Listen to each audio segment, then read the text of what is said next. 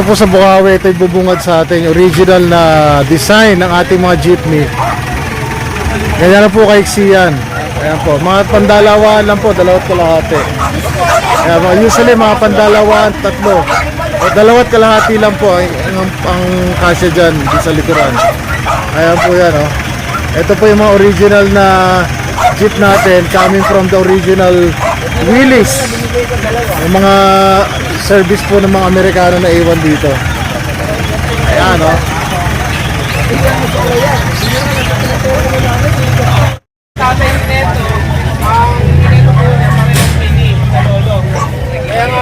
Ito po yung ating dalawang pure Persian.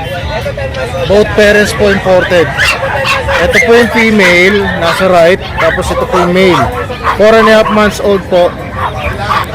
Pure Persian, big bone. Mukhang British long hair. Ayan po, tingnan nyo. Napakaganda po. Kala mo British long hair. Lalo pa pong kakapal balahibo niyan pag nag-mature.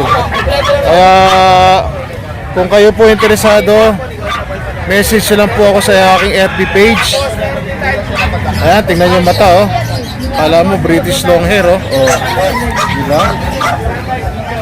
Ayan po, oh, napakaganda, oh. Big bone po yan, solid na solid po yan.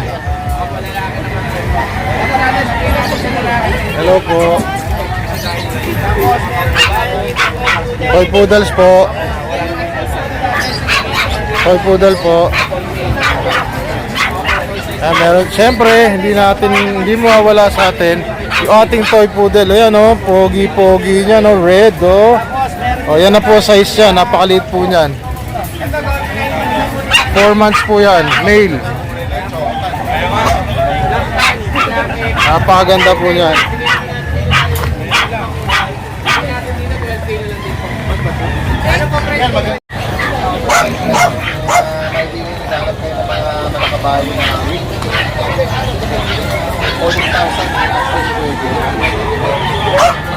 Great Day, napakalaki, oh.